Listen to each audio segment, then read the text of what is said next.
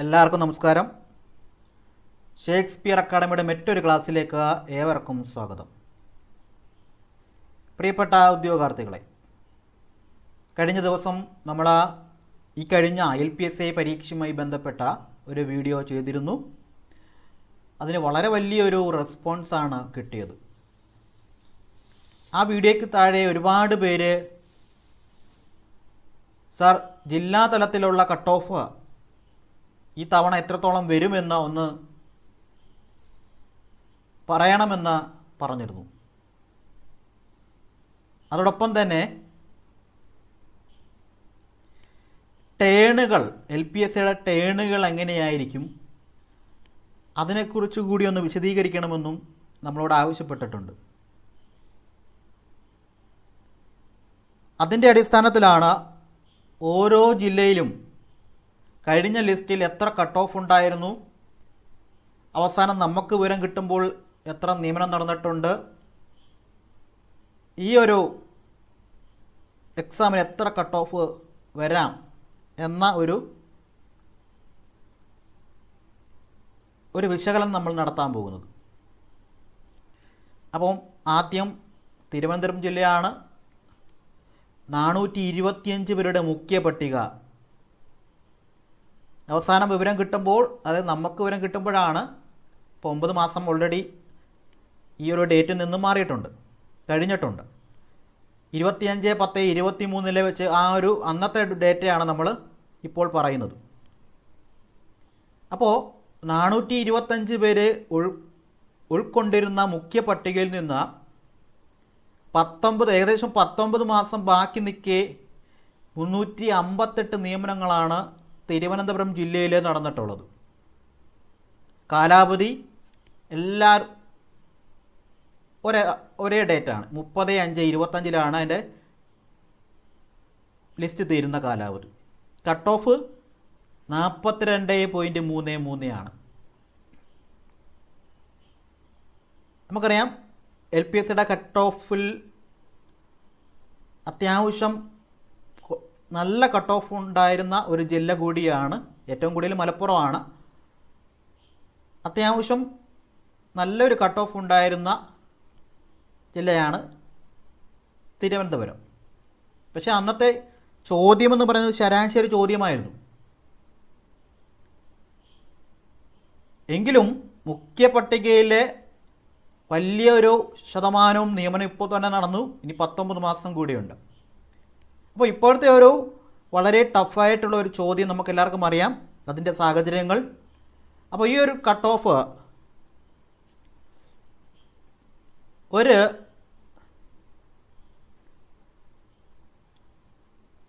30 to 38 താഴാനുള്ള, ഈ ഒരു 30 മുതൽ 38 വരെയുള്ള ഒരു റേഞ്ചിൽ കട്ട് ഓഫ് വരാനുള്ള സാധ്യതയാണ് തിരുവനന്തപുരം ജില്ലയിൽ ഉള്ളത്.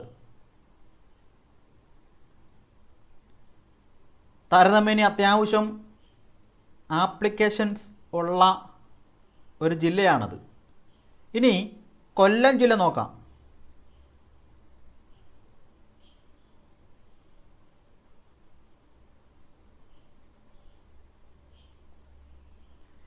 ,431 പേരുടെ മുഖ്യ പട്ടിക. 27/10/23 വിവരം കിട്ടുന്ന സമയത്ത് 314 നിയമനം, അത്യാവശ്യം നല്ല നിയമനമാണ് നടന്നിട്ടുള്ളത്. കട്ട് ഓഫ് 41.33 ആയിരുന്നു. സ്വാഭാവികമായിട്ട് നമുക്കറിയാം, തിരുവനന്തപുരം കൊല്ലം ജില്ലയെന്ന് പറയുന്നത് ഇത് LPSA ആയാലും UPSA ആയാലും അത്യാവശ്യം നല്ല മത്സരം, അത് LDC ആയാൽ പോലും അത്യാവശ്യം നല്ല മത്സരം നടക്കുന്ന ജില്ലകളാണ് കൊല്ലവും തിരുവനന്തപുരവും. അതുകൊണ്ടാണ് ഈ ഒരു കട്ട് ഓഫ് വരുന്നത്. അതുകൊണ്ടാണ് നമ്മൾ അവിടെ 30-38 റേഞ്ചിലേക്ക് പറഞ്ഞത്. കാരണം അത്യാവശ്യം നല്ല കോമ്പറ്റീഷൻ, അത്യാവശ്യം നന്നായി വർക്ക് ചെയ്യുന്ന ഉള്ള ആൾക്കാരുള്ള ഒരു രണ്ട് ജില്ലകളാണ്. അപ്പം കൊല്ലത്തെ 41.33 ആയിരുന്നു കട്ട് ഓഫ്. ഈ കട്ട് ഓഫ് ഈ തിരുവനന്തപുരത്തെ അപേക്ഷിച്ച് ആപ്ലിക്കേഷൻസ് കുറച്ച് കുറവുള്ള ഒരു ജില്ലയാണ് കൊല്ലം. അതുകൊണ്ട് തന്നെ ഇപ്പോഴത്തെ ഒരു ക്വസ്റ്റ്യൻ്റെ ടഫ്നെസ് അനുസരിച്ച് ഒരു 28 to 36 കട്ട് ഓഫ് താഴാനുള്ള സാധ്യത ഉണ്ട്. ഇനി പത്തനംതിട്ട ജില്ലയാണ് 286 പേരുടെ മുഖ്യ പട്ടിക. 14, 11, 23 202 നിയമനങ്ങളാണ് നടന്നിട്ടുള്ളത്. അത്യാവശ്യം നല്ല 286-ൽ 202 നമ്മൾ അത്യാവശ്യം നല്ല നിയമനമാണ്. ഇപ്പോഴത്തെ ഒരു ക്വസ്റ്റ്യൻ്റെ ഒരു നിലവാരമനുസരിച്ച്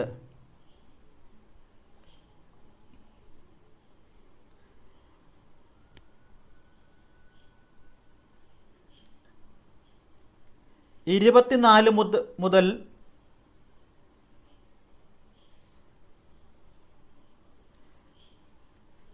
ഒരു 27 വരെ ആ ഒരു റേഞ്ചിലാവാൻ കട്ട് ഓഫ് താഴാനുള്ള സാധ്യത ഇവിടെയുണ്ട്. ഇനി കോട്ടയം ജില്ലയിൽ മുഖ്യ പട്ടികയിൽ 290 പേരാണ് ഉണ്ടായിരുന്നത്. ലാസ്റ്റ് വിവരം കിട്ടുന്ന സമയത്ത് 21, 11, 23 നമുക്ക് കിട്ടുന്നതാണ് 119 നിയമനം. ആ സമയത്ത് ഏകദേശം ഒരു 18 മാസം പെൻഡിങ് ബാക്കിയുണ്ടായിരുന്നു. കട്ട് ഓഫ് ഇച്ചിരി കുറവായിരുന്നു, 28.33. ഈ കട്ട് ഓഫ് എന്ന് പറയുന്നത് ഇപ്പോഴത്തെ ഒരു ചോദ്യത്തിൻ്റെ നിലവാരത്തിൽ 20 മുതൽ 26 റേഞ്ചിൽ കട്ട് ഓഫ് താഴാനുള്ള സാധ്യത കോട്ടയം ജില്ലയിലുണ്ട്. ഇനി ആലപ്പുഴ 375 പേരുടെ മുഖ്യ പട്ടിക. അവസാനം വിവരം കിട്ടുമ്പോൾ 150 നിയമനമായിരുന്നു അവിടെ. അവിടുത്തെ കട്ട് ഓഫ് 30.67 ആയിരുന്നു. അവിടുത്തെ ഇപ്പോഴത്തെ നിലവാരത്തിൽ അവിടുത്തെ കട്ട് ഓഫ് 22 മുതൽ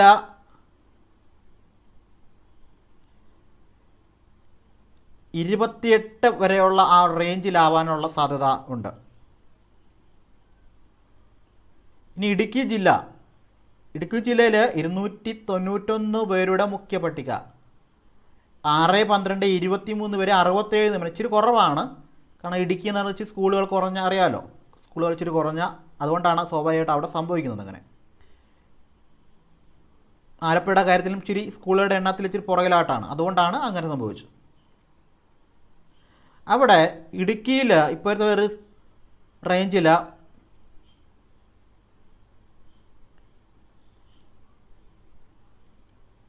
ഒരു 20 to 24 റേഞ്ചിലേക്ക് കട്ട് ഓഫ് താഴാനുള്ള സാധ്യതയുണ്ട്.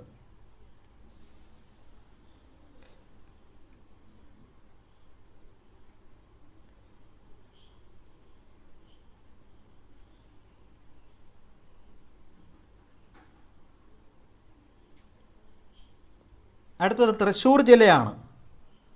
മുഖ്യ പട്ടികയിൽ 445 പേര്. അവസാന വിവരം കിട്ടുന്ന സമയത്ത്, അതായത് 23/9/23 342 നിയമനം. അത്യാവശ്യം നല്ല നിയമനമാണ്. കട്ട് ഓഫും വലിയൊരു കട്ട് ഓഫ് ആയിരുന്നില്ല, 38 ഇപ്പോഴത്തെ ആ ക്വസ്റ്റ്യൻ നിലവാരത്തിലേക്ക് വരുന്ന സമയത്ത് ഈ കട്ട് ഓഫ് എന്ന് പറയുന്നത് ഒരു 26 മുതൽ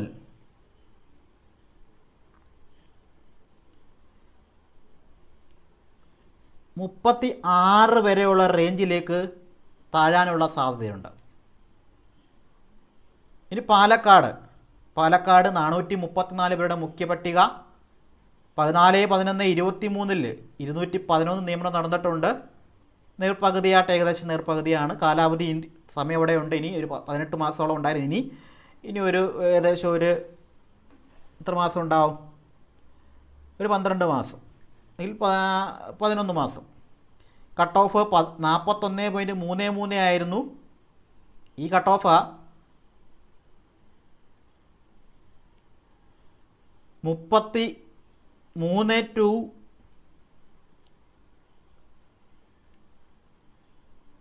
40 40 ആ ഒരു റേഞ്ചിലേക്ക് താഴാനുള്ള സാധ്യതയുണ്ട്. അതിൻ്റെ ഇടയിലാവണം. ഇനി മലപ്പുറമാണ്. മലപ്പുറം ജില്ലയിൽ നിങ്ങൾ പ്രത്യേകം ശ്രദ്ധിക്കണം, 987 പേരുടെ മുഖ്യ പട്ടികയായിരുന്നു. പക്ഷേ 21/11/23 തന്നെ 1000 നിയമനം, സപ്ലിമെൻ്ററി ലിസ്റ്റിൽ അടക്കം നിയമനം നടന്നിട്ടുണ്ട്. കട്ട് ഓഫ് 50 ആയിരുന്നു അല്ലേ? ഇവിടെ നിങ്ങൾ ശ്രദ്ധിക്കേണ്ട കാര്യം, ഈ ഒരു ഡേറ്റ് വെച്ച് നോക്കിയാൽ പോലും ഏകദേശം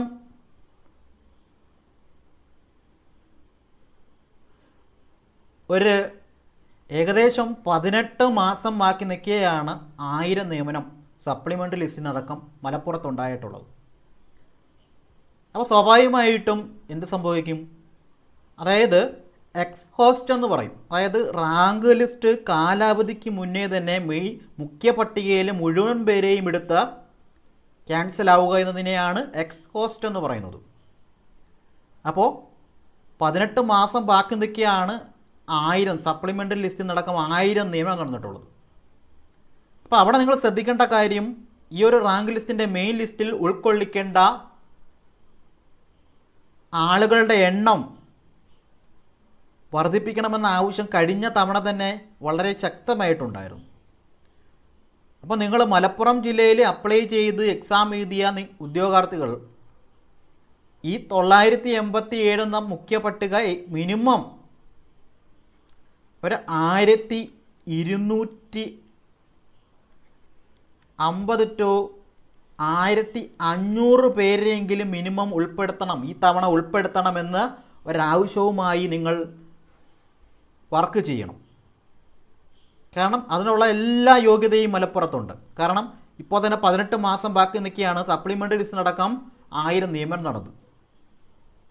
അപ്പോൾ അങ്ങനെ വരുമ്പോൾ അടുത്ത തവണ മെയിൻ ലിസ്റ്റിൽ ഒരു 1250 ടു 1500 പേരെങ്കിലും ഉൾക്കൊള്ളിക്കാനുള്ള എല്ലാ യോഗ്യതയും മലപ്പുറത്തിനുണ്ട്, വേക്കൻസിയുമുണ്ട്. അപ്പോൾ ആ ഒരു തലത്തിലേക്ക് നിങ്ങളുടെ വർക്കുകൾ മലപ്പുറം ജില്ലയിൽ എക്സാം എഴുതിയ ആൾക്കാർ നടത്തണം. അങ്ങനെ വരികയാണെങ്കിൽ ഇപ്പോഴത്തെ ഒരു ക്വസ്റ്റ്യൻ്റെ നിലവാരം വെച്ച് നോക്കുകയാണെങ്കിൽ 35 ടു 45 റേഞ്ചിലേക്ക് കട്ട് ഓഫ് കൊണ്ടെത്തിക്കാൻ സിമ്പിളായിട്ട് കഴിയും. അതായത് 35-നും 45-നും ഇടയിൽ കൊണ്ടെത്തിക്കാൻ നിങ്ങൾക്ക് കഴിയും, സിമ്പിളായിട്ട് കഴിയും. അങ്ങനെ വരുമ്പോൾ തീർച്ചയായിട്ടും മലപ്പുറം ജില്ലയിൽ അപ്ലൈ ചെയ്തിട്ടുള്ള ജനറൽ വിഭാഗത്തിന് മാത്രമല്ല സംവരണ വിഭാഗത്തിനടക്കം വളരെ വലിയ ഗുണം ചെയ്യും. അപ്പോൾ അവിടെ നിങ്ങളുടെ ഗ്രൂപ്പ് വർക്ക് ഉണ്ടാകണം. കോഴിക്കോട് മറ്റൊരു ജില്ലയാണ്. മുഖ്യ പട്ടിക 398, 22/11/23 404. അതായത് മുഖ്യ പട്ടികയിൽ നിന്നും സപ്ലിമെൻ്ററി ലിസ്റ്റിൽ നിന്നും, അതായത് മെയിൻ ലിസ്റ്റിൽ നിന്നും സപ്ലിമെൻ്ററി ലിസ്റ്റിനടക്കം 404 നിയമനം നടന്നിട്ടുണ്ടായിരുന്നു. കട്ട് ഓഫ് 2ാം സ്ഥാനം, അതായത് കട്ട് ഓഫ് കൂടിയിൽ 2ാം സ്ഥാനമായിരുന്നു 46. എങ്കിലും മുഖ്യ പട്ടികയിൽ നിന്നും സപ്ലിമെൻ്ററി ലിസ്റ്റിൽ നിന്നുമായിട്ട് 404 നിയമനമാണ് ഏകദേശം 18 മാസം ബാക്കി നിൽക്കേ ഉണ്ടായിട്ടുള്ളത്. എന്ന് വെച്ചാൽ മലപ്പുറത്ത് സംഭവിക്കുന്നത് പോലെ തന്നെ എക്സ്ഹോസ്റ്റ് ആവാനുള്ള സാധ്യതയുണ്ട്. അവിടെയും നിങ്ങൾ ഈ മുഖ്യ പട്ടിക എന്ന് പറയുന്നത് ഈ 398-ൽ നിന്ന് ഒരു 450-500ലേക്ക് ഉയർത്തണമെന്ന ആവശ്യവുമായി വർക്ക് ചെയ്യണം. അങ്ങനെ വരുമ്പോൾ ഈ 46 എന്ന കട്ട് ഓഫ് ഇപ്പോഴത്തെ ക്വസ്റ്റ്യൻ്റെ നിലവാരത്തിൽ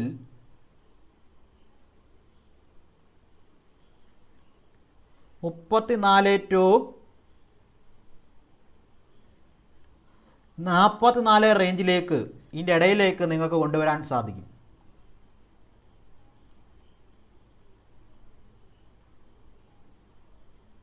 അങ്ങനെ വരുമ്പോൾ സപ്ലിമെൻ്ററി ലിസ്റ്റിൽ വരുന്ന ആൾക്കാർക്കടക്കം അതിൻ്റെ ഗുണം തീർച്ചയായിട്ടും കിട്ടും. ഇനി വയനാട് വരാം. 391 പേരുടെ മുഖ്യ പട്ടിക. അവസാനം വിവരം കിട്ടുമ്പോൾ 66 നിയമനമാണ്. കാരണം അവിടെ വയനാട് മേഖല അറിയാലോ, സ്കൂളുകളുടെ എണ്ണം ഇച്ചിരി കുറവാണ്. എങ്കിലും സമയമുണ്ട്. ഇപ്പോൾ 9 മാസം കഴിഞ്ഞു, ഇപ്പോഴത്തെ ഒരു നമുക്കറിയില്ല. എനിക്ക് തോന്നുന്നു ഒരു 66 എന്ന് പറയുന്നത് ഒരു 100-ലേക്കൊക്കെ എത്തിക്കാണാം. അവിടെ കട്ട് ഓഫ് 32.33 ആയിരുന്നു. പക്ഷെ മുഖ്യ പട്ടിക വലിയ പട്ടികയാണ്, സമയം ഇനിയുണ്ട്. ഇത് ഈ ഇപ്പോഴത്തെ ക്വസ്റ്റ്യൻ നിലവാരത്തിൽ ഒരു 25 to 30 ഈ ഒരു റേഞ്ചിലേക്ക് കൊണ്ടുവരാൻ സാധിക്കും. പക്ഷേ നിങ്ങൾ എന്ത് ചെയ്യണം? വർക്ക് ചെയ്യണം. ഇവിടെ എത്ര? 25 ഇതുമ്പി അങ്ങനെ മാറിപ്പോയി. 25, 30 റേഞ്ചിലേക്ക് താഴ്ത്താൻ കഴിയും. ഇനി കണ്ണൂരാണ് 391 പേര്. മുഖ്യ പട്ടിക 28, 10, 23, 108 പേര്. കട്ട് ഓഫ് 37.33 ആയിരുന്നു. ഇപ്പോഴത്തെ നിലവാരത്തിൽ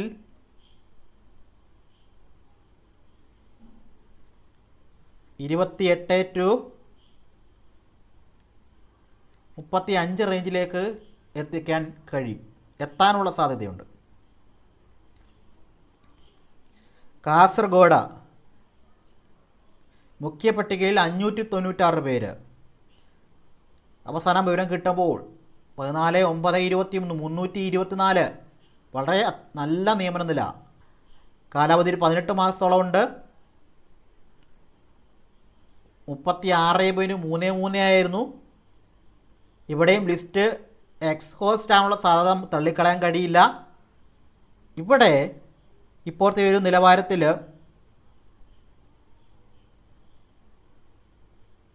വലിയ ലിസ്റ്റ്, ഇപ്പം ഈ ഒരു നിലവാരത്തിൽ അടുത്ത തവണ വരുമ്പോൾ ലിസ്റ്റ് വലുതാവാൻ സാധ്യതയുണ്ട്. അതിൻ്റെ കൂടി അടിസ്ഥാനത്തിൽ കട്ട് ഓഫ് 26 to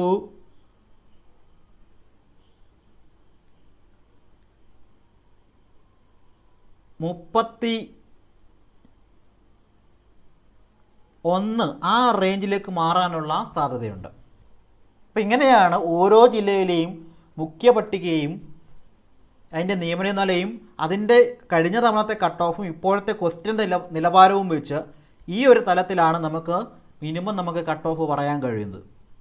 നിങ്ങൾ കട്ട് ഓഫ് നോക്കുമ്പോൾ നിങ്ങൾ സപ്ലിമെൻ്ററി ലിസ്റ്റ് റിസർവേഷൻ ഉണ്ടെങ്കിൽ സപ്ലിമെൻ്ററി ലിസ്റ്റിൽ വരുന്ന സമയത്ത് അതിൻ്റെ ഗുണം തീർച്ചയായിട്ടും ഉണ്ടാകും. ഈ ഒരു കട്ട് ഓഫിൽ വെച്ചിട്ട് കുറഞ്ഞാൽ പോലും നിങ്ങൾക്ക് അതിൻ്റെ ഗുണമുണ്ടാകും തീർച്ചയായിട്ടും. പിന്നെ മലപ്പുറം, കോഴിക്കോട്, കാസർഗോഡ് ജില്ലകളുടെ മുഖ്യ പട്ടികയിൽ ഉൾപ്പെടുത്തുന്ന ആൾക്കാരുടെ എണ്ണം കൂട്ടുവാനുള്ള ശ്രമങ്ങൾ, അതുപോലെ തൃശ്ശൂർ നിങ്ങൾ നോക്കണം. തൃശ്ശൂർ 445 ആയിരുന്നു. അവിടെയും മുഖ്യ പട്ടികയുടെ എണ്ണം കൂട്ടുവാനുള്ള ശ്രമങ്ങൾ ഉണ്ടാകും. അങ്ങനെയാണെങ്കിൽ ഇപ്പോഴത്തേക്ക് ഒരു കട്ട് ഓഫ് വെച്ച് വളരെ വലിയൊരു വ്യത്യാസം കൊണ്ടുവരാൻ നിങ്ങൾക്ക് തീർച്ചയായിട്ടും കഴിയും. അതിൽ ഏറ്റവും പ്രധാനമായിട്ട് ശ്രദ്ധിക്കേണ്ടത് മലപ്പുറമാണ്. മലപ്പുറത്തെ ഒരു 1250 to 1500 പേരുടെ മെയിൽ ലിസ്റ്റിലേക്ക് കൊണ്ടെത്തിക്കാൻ അല്ലെങ്കിൽ അതിനുള്ള പ്രവർത്തനങ്ങൾ ഉണ്ടാവണം. കാരണം അതിനുള്ള എല്ലാ യോഗ്യതയും അവിടെയുണ്ട്. അങ്ങനെയാകുമ്പോൾ മലപ്പുറത്തെ കട്ട് ഓഫ് 35 ഏറ്റവും മിനിമം 35 നിന്ന് 45 പരമാവധി 45 എത്തിക്കാൻ തീർച്ചയായിട്ടും കഴിയും. അവിടെ അപ്പോഴും സപ്ലിമെൻ്ററി ലിസ്റ്റിൽ വരുന്ന ആൾക്കാർക്ക് തീർച്ചയായിട്ടും അവിടെ ഗുണമുണ്ടാവും അതിൻ്റെ. ഇനി വളരെ പ്രധാനപ്പെട്ട ഒരു കാര്യം റിസർവേഷനാണ്. നമുക്കറിയാം, റിസർവേഷൻ അറിയാത്തവരുണ്ടെങ്കിൽ, അതായത് ഇവിടെ ജനറലിൽ 40 എന്ന് വെച്ചാൽ ജനറൽ കാറ്റഗറി എന്ന് പറയുന്നത് ഇപ്പോൾ 100 നിയമനം നടക്കുമ്പോൾ 40 നിയമനം ഓപ്പൺ കാറ്റഗറി, അതായത് ജനറൽ കാറ്റഗറിയിലായിരിക്കും. ബാക്കിയുള്ളതാണ് EWS. ജനറൽ കാറ്റഗറിയിൽ സാമ്പത്തികമായിട്ട് പിന്നോക്കം നിൽക്കുന്ന ആൾക്കാർക്ക് 10% റിസർവേഷനുണ്ട്. 14% എന്ന് പറയുമ്പോൾ നിങ്ങൾ ശ്രദ്ധിക്കണം, 100 നിയമനം നടക്കുന്ന സമയത്ത് 10 EWSന് കിട്ടും, 14 ഈഴവാസിന് കിട്ടും, മുസ്ലിംസിന് 12 കിട്ടും. SCക്ക് 8, 100 നിയമനം നടക്കുമ്പോൾ 8, STക്ക് 2, OBCക്ക് 3, അതായത് 3%, 3, 100 നിയമനം നടക്കുമ്പോൾ 3. ലാറ്റിൻ കത്തോലിക്ക, ആംഗ്ലോ ഇന്ത്യൻ അതിന് 4%, അതായത് 100 നടക്കുമ്പോൾ 100 നിയമനം നടക്കുമ്പോൾ 4. വിശ്വകർമ്മ 3, അതായത് 100 നിയമനം നടക്കുമ്പോൾ 3 നിയമനം നിങ്ങൾക്ക്. അങ്ങനെ ഓരോ 100 കൂട്ടുമ്പോഴും കൂട്ടണേ. ഒരു 100അല്ല, എത്ര 100 നടക്കുന്നു അത്രയും കിട്ടും. SIUC 1, ഹിന്ദു നാടാർ 1, 100 1, തീവര ഒരാൾ, അതായത് 100 എണ്ണം പോകുമ്പോൾ 1. OXSCC എന്ന് പറയും, അതും 1% റിസർവേഷൻ. ഇങ്ങനെയാണ് LPUPയുടെ റിസർവേഷൻ്റെ ഒരു രീതി.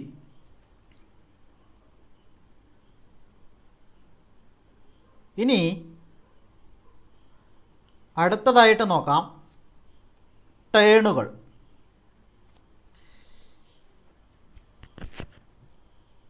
ഇവിടെ NCA ടേൺ പെൻഡിങ് ആണ്. അതായത് NCA എന്ന് വെച്ചാൽ നോട്ട് കാൻഡിഡേറ്റ് അവൈലബിൾ. ഒരു ലിസ്റ്റിനകത്ത് ഒരു പ്രത്യേക കാസ്റ്റിനുള്ള റിസർവേഷൻ. ആ കാസ്റ്റിൽ ആ ലിസ്റ്റിലെ സപ്ലിമെൻ്ററി ലിസ്റ്റിലും മെയിൻ ലിസ്റ്റിലും ആളില്ലെന്ന് വെച്ചു, അതെന്ത് ചെയ്യും? മറ്റുള്ളവർക്ക് കൊടുക്കും. അത് SC ST ആണെങ്കിൽ SC ആ ലിസ്റ്റിലില്ലെങ്കിൽ STക്ക് കൊടുക്കും, ST ഇല്ലെങ്കിൽ SCക്ക് കൊടുക്കും.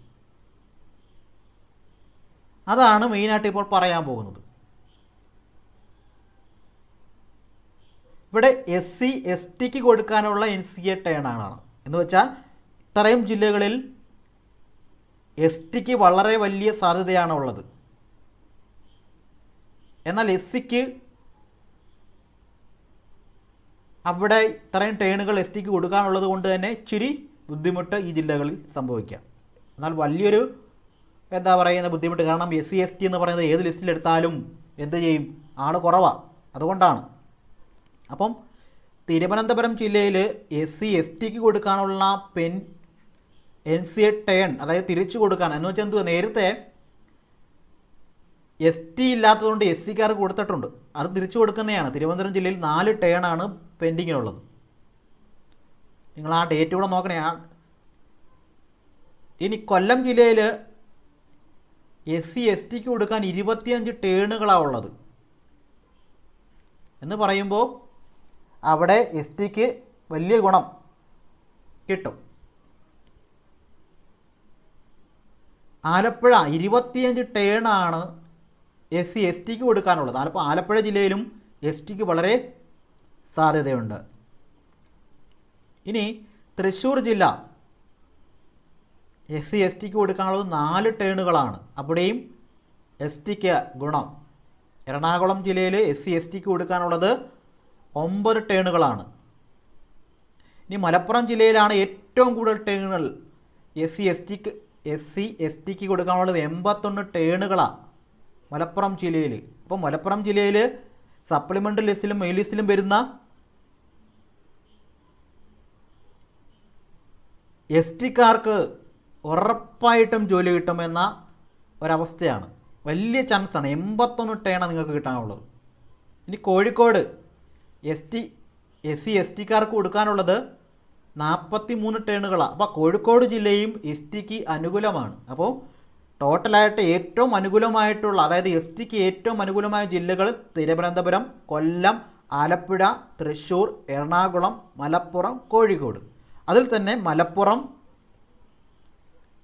കോഴിക്കോട്, കൊല്ലം, ആലപ്പുഴ ജില്ലകളിലെ LP ലിസ്റ്റിലെ STക്കാർക്ക് വലിയ സാധ്യതയാണുള്ളത്.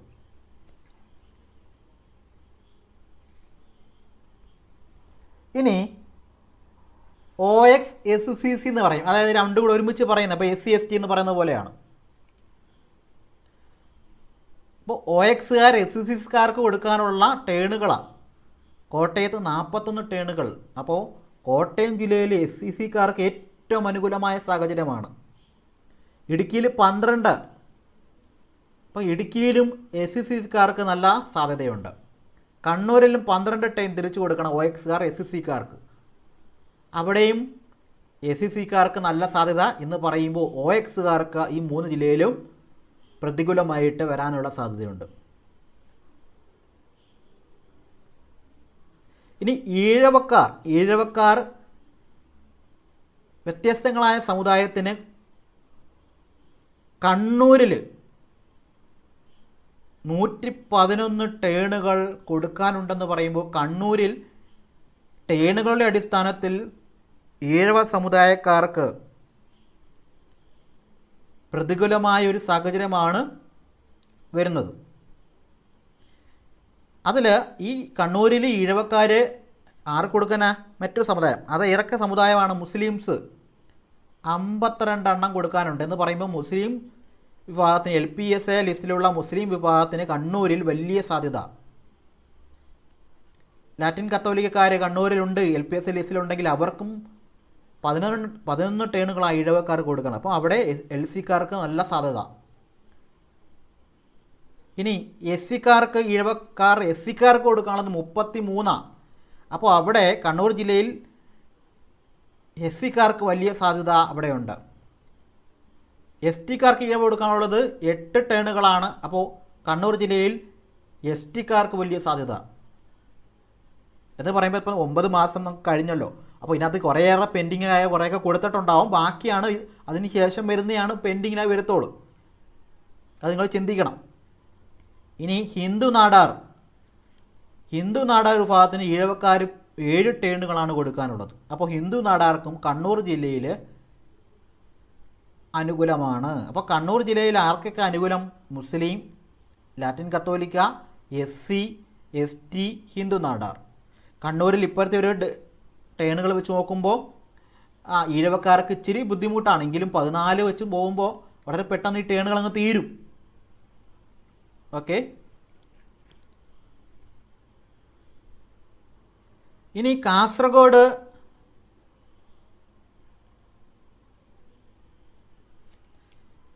ജില്ലയിൽ ഈഴവക്കാർ 40 ടേണുകൾ വ്യത്യസ്തങ്ങളായ സമുദായക്കാർക്ക് തിരിച്ചു കൊടുക്കണം. അപ്പം കാസർഗോഡ് ജില്ലയിലും ഈഴവയ്ക്ക് ഇച്ചിരി ബുദ്ധിമുട്ടായിരിക്കും. എങ്കിലും എന്താ പറയുന്ന കണ്ണൂരിനെ അപേക്ഷിച്ച് 40 ടേണൊക്കെ പടപെടാന്ന് 14 ആകുമ്പോൾ അങ്ങ് പോവും, അതങ്ങ് തീരും. വലിയൊരു ബുദ്ധിമുട്ട്, ചെറിയൊരു ബുദ്ധിമുട്ടുണ്ടാവും ഈഴവക്കാർക്ക്. ഇനി മുസ്ലിം വിഭാഗത്തിന് അനുകൂലമായ ജില്ലകൾ LP നേരത്തെ പറഞ്ഞു കണ്ണൂരിലാണ്. കണ്ണൂർ ജില്ല ഈ പറയുന്ന മുസ്ലിം വിഭാഗത്തിന് അനുകൂലമാണ്. ഇനി കാസർഗോഡ് ജില്ലയിൽ OBC നിന്നും 73 ടേണുകളാണ് മുസ്ലിംസിന് കിട്ടാനുള്ളത് എന്ന് പറയുമ്പോൾ മുസ്ലിംസിന് കാസർഗോഡ് ജില്ലയും അനുകൂലമാണ്. ഇനി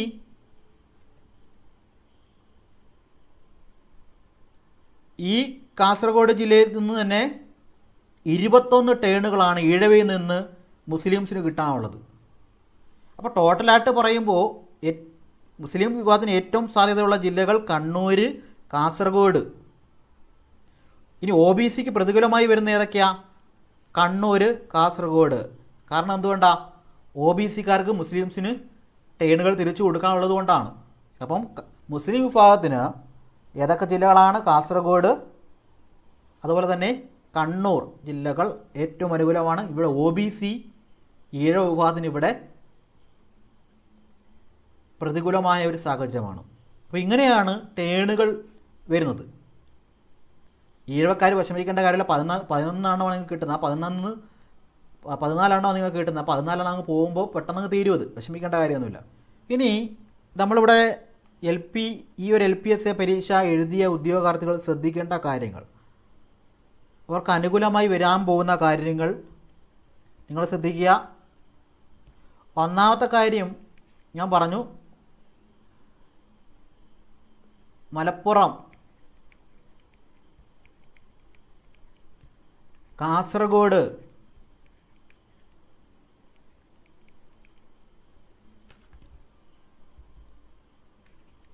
തൃശ്ശൂർ,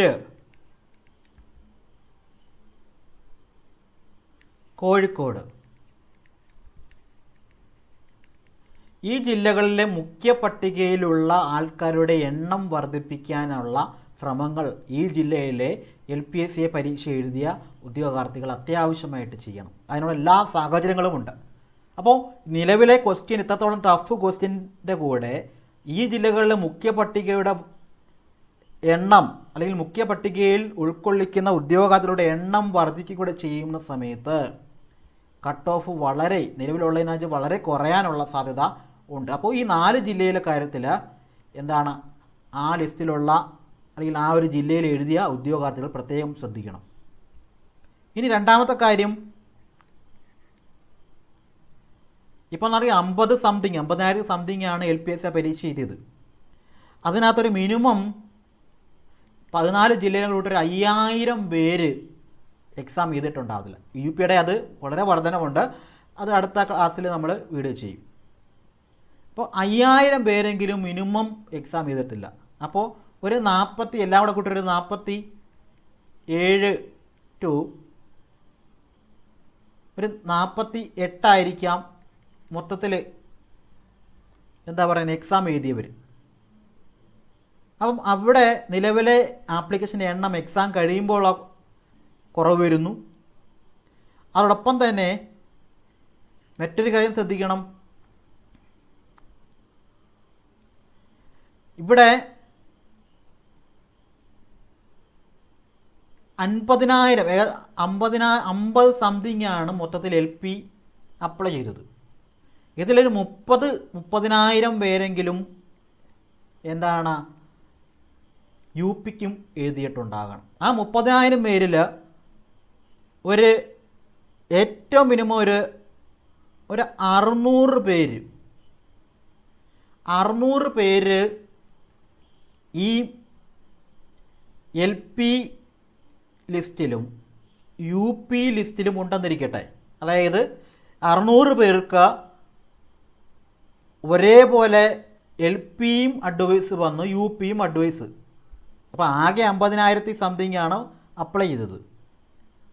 അതിനകത്തൊരു 30,000 പേര്, എക്സാമിൻ്റെ കാര്യം ഞാൻ പറയില്ല, 30,000 പേര് എന്താണ് LPക്കും UPക്കും ഒരുപോലെ അപ്ലൈ ചെയ്തെന്ന് വെച്ചു. ആ 30,000 പേരിൽ 600 പേർക്ക് LPക്കും UPക്കും വന്നു, അതായത് അഡ്വൈസ് വന്നു. അതിൽ 500 പേര് UP തിരഞ്ഞെടുത്തെന്ന് വെച്ചോട്ടെ. കാരണം UPയും LPയും വന്നാൽ UPയിലല്ലേ തിരഞ്ഞെടുക്കത്തുള്ളൂ. 500 പേര് UP തിരഞ്ഞെടുക്കട്ടെ. അപ്പോൾ സ്വാഭാവികമായിട്ടും ആ 500 NJD ഡിലീഷൻ 14 ജില്ലയിലായിട്ട് സ്പ്ലിറ്റ് ചെയ്ത് വരും. അപ്പോൾ ഏകദേശം ഒരു 28 സംതിങ് ആയിട്ട് കൂട്ടാം. അപ്പോൾ അത്രയും വേക്കൻസി ഓരോ ജില്ലയിലും കിട്ടില്ലേ? കിട്ടും. അതൊരു വലിയ അനുകൂലം. ഒരു വേക്കൻസി എങ്കിൽ ഒരു വേക്കൻസി തന്നെ കുറയുന്നത് അത്രയും അനുകൂലമായൊരു സാഹചര്യമല്ലേ. അപ്പം ആ ഒരു സാഹചര്യം അങ്ങനെ നോക്കുമ്പോൾ നമ്മൾ ഈ വീഡിയോയിൽ പറഞ്ഞ കട്ട് ഓഫ് അതിൽ താഴാൻ നമ്മുടെ ഒരു സാധ്യത പറയുന്നത്, ആ കട്ട് ഓഫിൽ നിന്ന് താഴേക്ക് വരാനുള്ള എല്ലാ സാധ്യതയും ഇപ്പോഴത്തെ എക്സാമിൻ്റെ ക്വസ്റ്റ്യൻ വെച്ച, ഇപ്പോഴത്തെ ഒരു സാഹചര്യം വെച്ച, എക്സാം അറ്റൻഡ് ചെയ്തവരുടെ എണ്ണം വെച്ച നമുക്ക് പറയാൻ കഴിയും. അപ്പം അന്തിമമായി പറയുന്നത് കഴിഞ്ഞ LPSAയുടെ കട്ട് ഓഫ് വെച്ച് ഇപ്പോഴത്തെ ഈ ഒരു ക്വസ്റ്റ്യൻ്റെ നിലവാരം വെച്ച് താഴോക്ക് പോകാനല്ലാതെ ഒരു കാരണവശാലും കഴിഞ്ഞ കട്ട് ഓഫിൽ നിന്ന് മുകളിലേക്ക് പോകില്ല. അപ്പോൾ അതുകൊണ്ട് തന്നെ ക്വസ്റ്റ്യൻ ഇത്രയും ടഫായത് കൊണ്ട് തന്നെ മാർക്ക് കുറഞ്ഞു പോയി എന്നൊരാശങ്ക നിങ്ങൾക്ക് വരേണ്ടതില്ല. പക്ഷേ നിങ്ങൾ വർക്ക് ചെയ്യണം. എന്തിനു വേണ്ടിയാണ്? ഈ ലിസ്റ്റിൽ നിന്ന് പരമാവധി ആൾക്കാരെ ഉൾപ്പെടുത്താനും അതോടൊപ്പം തന്നെ ഒഴിവുകൾ കൃത്യമായി റിപ്പോർട്ട് ചെയ്യാനും ഒക്കെ തന്നെ നിങ്ങൾ നന്നായിട്ട് വർക്ക് ചെയ്യുകയാണെങ്കിൽ തീർച്ചയായിട്ടും നിങ്ങൾക്ക് ഗുണമുണ്ടാകും. അതുകൊണ്ട് തന്നെ LPSA ഞാൻ എപ്പോഴും പറയുന്നു, നിങ്ങൾക്ക് LPയും UPയും ഉണ്ടെങ്കിൽ LPSA എന്ന് പറയുന്ന നല്ലൊരു സാധ്യത തന്നെയാണ്. കാരണം അത്രത്തോളം വേക്കൻസികൾ ഓരോ ജില്ലയിലുമുണ്ട്. അതിൻ്റെ ഒരുപാട് സാഹചര്യങ്ങളൊക്കെ ഞാൻ രാവിലെ പറഞ്ഞതാണ്. അപ്പോൾ ഇത്രയാണ് ഇപ്പോഴത്തെ ഒരു LPSA ലിസ്റ്റിൻ്റെ ഒരു വിലയിരുത്തി നമുക്ക് മനസ്സിലാക്കാൻ കഴിയുന്ന കാര്യങ്ങൾ. അപ്പോൾ ടേണുകൾ നിങ്ങൾ കണ്ടു. ടേണുകൾ അനുകൂലമായി വരുന്നു. ചില സമുദായക്കാർക്ക് ടേണുകൾ വളരെ നന്നായിട്ട് അനുകൂലമായി വരുന്ന കാര്യം കൂടെ ഈ ഒരു ഞാൻ അവസാനം പറഞ്ഞ ഈ 3 പോയിന്റുകളുടെ കൂടെ ആഡ് ചെയ്യണം. അങ്ങനെ വരുമ്പോൾ LPക്കാർക്ക് വളരെ നല്ലൊരു സാഹചര്യമാണ് വരാൻ പോകുന്നത്. ഏത് എക്സാം ആയാലും ക്വസ്റ്റ്യൻ ടഫാകുന്നത് വളരെ നല്ലതാണ് എന്നാണ് നമുക്ക് പറയാനുള്ളത്. പിന്നെ ഇവിടെ പലരും പറയുന്നത് എൻ്റെ കൂട്ടുകാരിക്ക് ഇത്രയും പാടുള്ള ക്വസ്റ്റ്യൻ ആണെങ്കിലും ഒരു 55 മാർക്കൊക്കെ കിട്ടി സാറേ, അപ്പോൾ എനിക്ക് മാത്രമാണോ കുറവ് സാറേ എന്നൊക്കെ പറയുന്നുണ്ട്. അവരോട് പറയാനുള്ളത്, ഇതല്ല, ഇതിനെക്കാട്ടി വലിയ ടഫ് വന്നാൽ പോലും കട്ട് ഓഫിൽ നിന്ന് ഒരു 20 മാർക്കൊക്കെ വ്യത്യാസം വരുന്ന ഉദ്യോഗാർത്ഥികളിൽ ഏത് ലിസ്റ്റിലായാലും വരും. അതുകൊണ്ട് പക്ഷേ ആ ഉദ്യോഗാർത്ഥികൾ, അതായത് അന്നത്തെ ആ ഒരു എക്സാമിൻ്റെ കട്ട് ഓഫിൽ നിന്ന് ഒരു 20 അല്ലെങ്കിൽ 10 മുതൽ 20 വരെയുള്ള വർധനവ് എല്ലാ ലിസ്റ്റിലും ഉണ്ടാവും എന്നും പറഞ്ഞ് എല്ലാവർക്കും അങ്ങനെ തന്നെ ആകുമോ? ഒരു ലിസ്റ്റിനകത്ത് കൂടി വന്നാൽ ഒരു 30-40 പേർക്കേ കാണത്തുള്ളൂ അത്രയും മാർക്ക്. അത് ഏത് ലിസ്റ്റിലും കാണും. അതുകൊണ്ട് ചില ആൾക്കാർക്ക് ഈ ക്വസ്റ്റ്യനിൽ 50-55 മാർക്ക് കിട്ടിയ സാറേ എന്നൊക്കെ പറഞ്ഞ് വിഷമിക്കേണ്ട കാര്യമൊന്നുമില്ല. അങ്ങനെ 50-55 കിട്ടിയ ഒരു ലിസ്റ്റിൽ കൂടി ഒരു 50 പേര് കാണും. അത് അഴക്ക് വരുമ്പോൾ പിന്നെയും കുത്തനെ കുറയും ഈ ഒരു ടഫ്നെസ് വെച്ച് നോക്കുമ്പോൾ. അപ്പോൾ ഇത്രയും കാര്യങ്ങളാണ് നമുക്ക് ഈ ഒരു വീഡിയോയിൽ പറയാനുള്ളത്. ഇവിടെ UPയുടെ കട്ട് ഓഫ് സാധ്യതകളെക്കുറിച്ചൊരു വീഡിയോ ചെയ്യണമെന്ന് ഒരുപാട് പേര് കമൻറ്റ് ചെയ്തിട്ടുണ്ട്.